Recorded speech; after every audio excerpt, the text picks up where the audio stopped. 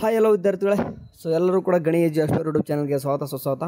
Okay, B C M hostel application 2025 ಆಗಿ 2 video ಮಾಡಿದ್ದೆ.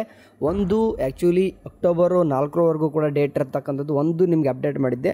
ಅದನ್ನು ಮತ್ತೆ ಸ್ವಲ್ಪ 10 ಡೇಸ್ ಎಕ್ಸ್ಟೆಂಡ್ ಮಾಡಿದರು, ಅಂತಂದರೆ ಅಕ್ಟೋಬರ್ 14ರವರೆಗೂ ಕೂಡ ಡೇಟ್ ಎಕ್ಸ್ಟೆಂಡ್ ಮಾಡಿದರು. ಸೊ ಅದನ್ನು ಕೂಡ ನಿಮಗೆ ಇನ್ಫಾರ್ಮ್ ಮಾಡಿದ್ದೆ. ಇವಾಗ ಬಂದುಬಿಟ್ಟು ಎಲ್ಲ ಹುಡುಗರು ಕೇಳ್ತಾ ಇದ್ದಾರೆ, ಅಕ್ಟೋಬರ್ 14 ಆಯಿತು, ಇವಾಗ 16 ಬರ್ತಾಯಿದೆ. ಸೊ ಹಂಗಾಗಿ ಇದು ಮತ್ತೆ ಇನ್ನೊಂದು ಟೈಮ್ ನಿಮಗೆ ರಿಮೈಂಡ್ ಮಾಡೋಣ, ಯಾವಾಗ ನಿಮಗೆ ರಿಸಲ್ಟ್ ಬರ್ತತೆ, ಮತ್ತು ನಿಮಗೆ ರಿಸಲ್ಟ್ ಯಾವ ರೀತಿ ಚೆಕ್ಔಟ್ ಮಾಡ್ಕೋಬೇಕು ಮತ್ತು ಯಾವ ರೀತಿ ಇವಾಗ ಅಡ್ಮಿಷನ್ ಮಾಡ್ಕೋಬೇಕು ಪ್ರೊಸೆಸ್ನ ಈ ಒಂದು ವಿಡಿಯೋದಲ್ಲಿ ಕವರ್ ಮಾಡ್ಕೊತೀನಿ. ನೋಡಿ, ಇದೇ ಥರನಾಗಿ ಸ್ಟೂಡೆಂಟಿಗೆ ಸಂಬಂಧಪಟ್ಟಾಗಿ ವೀಡಿಯೋಸ್ಗಳು ನಮ್ಮ ಒಂದು ಚಾನಲ್ ಸಿಗ್ತಾ ಇರ್ತವೆ. ಸಬ್ಸ್ಕ್ರೈಬ್ ಮಾಡಿ, ಯಾವುದಾದ್ರೂ ಒಂದು ವೀಡಿಯೋಸ್ ಆದ್ರೆ ನಿಮಗೆ ಹೆಲ್ಪ್ಫುಲ್ ಆಗ್ತಾ ಇರ್ತದೆ.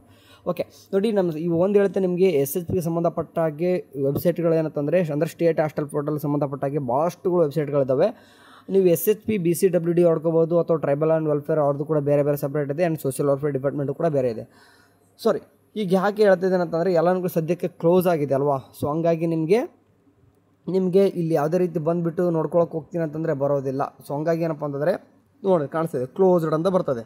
ಓಕೆ, ಸೊ ಹಂಗಾಗಿ ನಿಮಗೆ ಈಗ ರಿಮೈಂಡ್ ಏನು ಮಾಡ್ತಿದ್ದೇನೆ ಅಂತಂದರೆ ಈ ಒಂದು ಏನು ನೋಟಿಫಿಕೇಷನಲ್ಲಿತ್ತು ಇದರಲ್ಲಿ ಹೇಳೋದಂತಂದರೆ ವೃತ್ತಿಪರ ಪದವಿ ಮತ್ತು ಸ್ನಾತಕೋತ್ತರ ಪದವಿ ಕೋರ್ಸಿನ ವಿದ್ಯಾರ್ಥಿಗಳಿಗೆ ಮಾತ್ರ ಅಂತಂದರೆ UG ಆ್ಯಂಡ್ PG ಕೋರ್ಸಸ್ಗಳು, ಪ್ರೊಫೆಷ್ನಲ್ ಕೋರ್ಸಸ್ ಅಂತ ಏನು ಕರಿತೀವಿ, ಯಾವೊಂದು ಸ್ಟೂಡೆಂಟ್ಗೆ ಮಾತ್ರ ಏನಾಯಿತು, ಎಲ್ಲರೂ ಕೂಡ ಅಪ್ಲಿಕೇಶನ್ ಹಾಕ್ಕೊಂಡಿದ್ರಿ.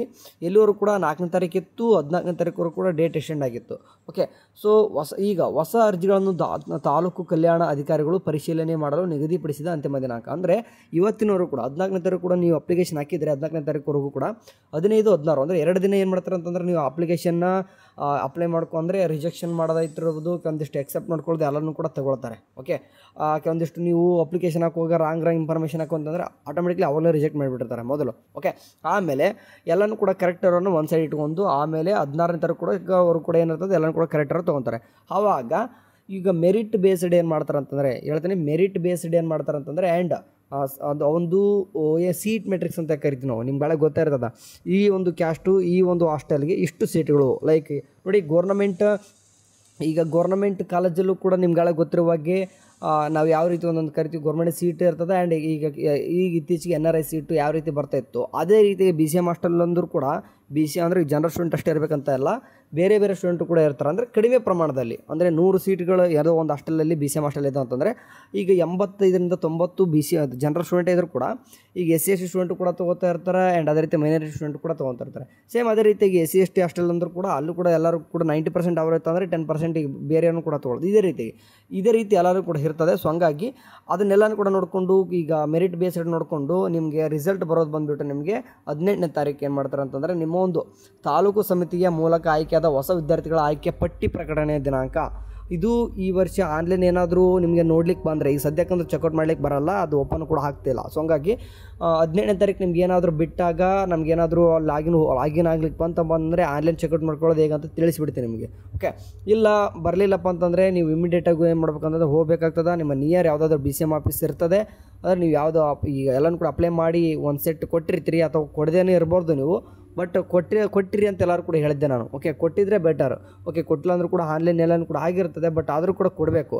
ಓಕೆ, ಇನ್ ಕೇಸ್ ನೀವು ಅಪ್ಲಿಕೇಶನ್ ಹಾಕಿದ್ದು ನಿಮ್ಗೆ ಹಾಸ್ಟೆಲ್ ನೀಡ್ ಭಾಳಷ್ಟು ಇದಿರ್ತದೆ, ಕಾಯ್ಕೊಂಡು ಕುಂತಿತ್ತಂದರೆ ಹೋಗ್ಬಿಟ್ಟು BCM ಹಾಸ್ಟೆಲ್ಗೆ ವಿಸಿಟ್ ಕೊಡಿ, BCM ಆಫೀಸ್ಗೆ ವಿಸಿಟ್ ಕೊಡಿ, ಅಥವಾ ತಾಲೂಕು ಆಫೀಸ್ ಅಂತ ಏನು ಕರಿತೀವಿ ಅಲ್ಲಿ ವಿಸಿಟ್ ಕೊಟ್ಟರೆ ಆ ಒಂದು ಲಿಸ್ಟ್ನ ಬಿಟ್ಟಿರ್ತಾರೆ, ಆ ಒಂದು ಲಿಸ್ಟ್ ಹಚ್ಚಿರ್ತಾರೆ. ಓಕೆ, ಅದನ್ನು ನೋಡಿಕೊಂಡ್ರೆ ನಿಮಗೆ ನಿಮ್ಮ ಒಂದು ಹೆಸರು ಅದರಲ್ಲಿ ಇತ್ತಂದರೆ, ಓಕೆ, ನೀವು ಅಪ್ಲಿಕೇಶನ್ ಹಾಕಿರ್ತಾರಲ್ಲ, ನಿಮ್ಗೆ ಯಾವುದೆಲ್ಲ ಡೀಟೇಲ್ಸ್ ಕೊಟ್ಟಿರ್ತೀವಿ ಗೊತ್ತಿರ್ತದೆ, ನಿಮ್ಮ ಕೋರ್ಸ್ ಯಾವುದು, ನಿಮ್ಮ ಹೆಸರು ಏನಿದೆ ಎಲ್ಲನೂ ಕೂಡ ಡೀಟೇಲ್ಸ್ ಕೊಟ್ಟಿರ್ತಾರೆ. ಓಕೆ, ನಿಮ್ಮ ಪರ್ಸೆಂಟೇಜ್ ಕೂಡ ಇನ್ಕ್ಲೂಡ್ ಆಗಿರುತ್ತೆ, ಯಾಕಂದರೆ ಬೇಸ್ಡ್ ಆನ್ ಇದು ಪರ್ಸೆಂಟೇಜ್ ಮೇಲೆ ಇರ್ತದಲ್ವಾ. ಸೊ ಹಂಗಾಗಿ ಅಲ್ಲಿ ಹೆಸರು ಹಚ್ಚಿತ್ತೆ ನಿಮ್ದು ಏನಾದರೂ ಇತ್ತಂದರೆ ನಿಮ್ಮದು ಹಾಸ್ಟೆಲ್ ಆಗಿದೆ ಅಂತ ಅರ್ಥ.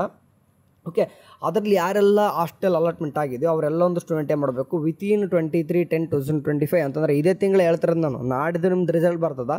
ಓಕೆ, ನೀವು 23/10/2025 ಒಳಗಡೆ ಹೋಗ್ಬಿಟ್ಟು ಅಡ್ಮಿಷನ್ ಆಗಬೇಕು. ಓಕೆ, ಇಷ್ಟೇ, ಏನಿಲ್ಲ ಪ್ರೊಸೆಸ್ಸು. ಮತ್ತು ಹಾಸ್ಟೆಲ್ ಅಡ್ಮಿಷನ್ ಆಗಲಿಕ್ಕೆ ಸುಮ್ಕೆ ಇರಲ್ಲ. ಕೆಲವೊಂದಿಷ್ಟು ಹಾಸ್ಟೆಲ್ಗೆ ಮೊದಲು ಏನು ಮಾಡಿರಿ, ಎಲ್ಲ ಡಾಕ್ಯುಮೆಂಟ್ಸ್ ತೊಗೊಂಡು ಹಾಸ್ಟೆಲ್ಗೆ ಹೋಗಬೇಕಾಗ್ತದೆ. ಅಲ್ಲಿ ಹಾಸ್ಟೆಲಲ್ಲಿ ಏನು ಮಾಡ್ತಾರೆ ಅವರೇ ಹೇಳ್ತಾರೆ ನಮಗೆ, ಕೆಲವೊಂದಿಷ್ಟು ಹಾಸ್ಟೆಲ್ಸಲ್ಲಿ ಬಾಂಡ್ಸ್ ತೊಗೊಂಬರೋಕೆ ಹೇಳ್ತಾರೆ. ಬಾಂಡ್ಸ್ ವಿತ್ ಕೆಲವೊಂದಿಷ್ಟು ಡಾಕ್ಯುಮೆಂಟ್ಸ್ ಎಲ್ಲ ಕೊಟ್ಬಿಟ್ರೆ ಹಾಸ್ಟೆಲ್ ಅಡ್ಮಿಷನ್ ಮಾಡಿಸ್ಕೊತಾರೆ, ಬರಿಬೇಡ ಆಯಿತಾ. ಆ್ಯಂಡ್ ಇಲ್ಲಿ ತಾಲೂಕು ಸಮಿತಿಯ ಮೂಲಕ ಆಯ್ಕೆಯಾದ ಹೊಸ ವಿದ್ಯಾರ್ಥಿಗಳ ಇದು ರಿಸಲ್ಟ್ ಹೇಳ್ತಿರೋದು ನಾನು. ಇದನ್ನು ಹೇಳ್ದಂಗೆ ಆನ್ಲೈನ್ ಮಾಡಲಿಕ್ಕೆ ಚೆಕ್ಔಟ್ ಮಾಡ್ಕೊಳ್ಳೋಕ್ಕೆ ಈ ವರ್ಷ ಬರೋ ಡೌಟು ಬರೋದನ್ನಿಲ್ಲ ಅನ್ಕೋರಿ. ಆಲ್ಮೋಸ್ಟು ಬಂದರೆ ಇನ್ ಕೇಸ್ ಕೊಟ್ಟರೆ ನಾನು ನಿಮ್ಗೆ ಹೇಳ್ತೀನಿ, ಓಕೆ, ಯಾವ ರೀತಿ ಲಾಗಿನ ಚೆಕ್ಔಟ್ ಮಾಡ್ಕೊಳ್ಳೋದು ಅಂತ. ಇಲ್ಲ ಅಂತಂದರೆ 23 ಇದು ಅದು ಹೋಗ್ಬಿಟ್ಟು ನಿಮ್ಮ ನಿಯರ್ ಯಾರಾದರೂ ನೀವೇ ಹೋಗ್ಬೇಕಂತೇನಿಲ್ಲ, ಯಾರಾದ್ರು ಚೆಕ್ ಮಾಡ್ಕೊಳಕ್ಕೆ ಏನಾಯ್ತು ರೀ, ಯಾರಾದ್ರೂ ನಿಮ್ಮ ಫ್ರೆಂಡ್ಸ್ ಯಾರಾದರೂ ಅಲ್ಲಿ ಇದ್ರೆ ಅಂದ್ರೆ ನಿಮ್ಗೆ ಗೊತ್ತಿರೋ ಯಾರು ಅಂತಂದ್ರೆ ನೋಡಿ ಕೇಳಿರಿ, ನಿಮ್ಮ ಡೀಟೇಲ್ಸ್ ಕಳಿಸಿ ನೋಡ್ಕೊತಾರೆ, ಅಥವಾ ಫೋಟೋ ಆದರೂ ಹಾಕ್ಸ್ಕೊಂಬಿಡ್ರಿ, ನಿಮಗೆ ಗೊತ್ತಾಗುತ್ತೆ. ಓಕೆ, ಅಲ್ಲಿ ನೋಡ್ಕೊಂಡ್ರೆ ನಿಮಗೂ ಕೂಡ ಗೊತ್ತಾಗುತ್ತೆ. ಓಕೆ, ಅಂದರೆ ನಿಮ್ಮ ನೇಮ್ ಇತ್ತಂದರೆ ನೀವು ಹೋಗ್ಬಿಟ್ಟು ವಿತಿನ್ 23/10/2025 ಒಳಗೆ ನಿಮ್ಮ ಯಾವ ಹಾಸ್ಟೆಲ್ ಆಗಿರ್ತದೆ, ನೀವು ನಂಬರ್ ಆಫ್ ಹಾಸ್ಟೆಲ್ಸ್ ಏನು ಮಾಡಿರ್ತೀರ ಆಪ್ಷನ್ಸ್ ಮಾಡಿರ್ತಾರೆ 1 2 3 4 ಅಂತ. ಪ್ರಿಯಾರಿಟಿ ಆರ್ಡರ್ ಮೇಲೆ ನಿಮ್ಮ ಮೆರಿಟ್ ರ್ಯಾಂಕ್ ಮೇಲೆ ಅಂದರೆ ನಿಮ್ಮ ಪರ್ಸೆಂಟೇಜ್ ಮೇಲೆ ಏನು ಮಾಡ್ತಾರೆ ನಿಮ್ಮದು ಅಲಾಟ್ಮೆಂಟ್ ಮಾಡಿರ್ತಾರೆ. ಸಿಗದೆ ಹೋದ್ರೆ ಏನು ಕೂಡ ವರಿ ಮಾಡ್ಕೋಬೇಡ್ರಿ. ಏನಂತಂದ್ರೆ ಹೇಳ್ತೀನಿ ಅಂತಂದರೆ, ಒಂದು ಕಿವಿ ಮಾತು, ನೀವು ಅಪ್ಲಿಕೇಶನ್ ಆಗಿರ್ತಕ್ಕಂಥ ಫೈನಲ್ ಪ್ರಿಂಟ್ಔಟ್ ಅಂತ ಕರಿತೀವಿ, ಅಕ್ನಾಲಜ್ಮೆಂಟ್ ಅಂತ ಕರಿತೀವಿ ನಾವು, ಅದನ್ನು ತೊಗೊಂಡು ಯಾರಾದರೂ ಭಾಳಷ್ಟು ನಿಮ್ಗೆ ಹಾಸ್ಟೆಲ್ ನೀಡಿತ್ತಪ್ಪ ಅಂತಂದರೆ, ಭಾಳಷ್ಟು ಹಾಸ್ಟೆಲ್ ನೀಡಿರ್ತಂತಂದರೆ ಯಾರಾದರೂ ಕೇಳಿ ಮಾಡಿಸ್ಕೋರಿ. ಓಕೆ, ಲಾಸ್ಟ್ ಆಪ್ಷನ್ಸ್ ಅದು, ಯಾರಾದರೂ ಕೇಳಿ ಮಾಡಿಸ್ಕೊಂಡ್ರೆ ಹಾಸ್ಟೆಲ್ ಆಗ್ತವೆ, ಬರಿಬೇಡ.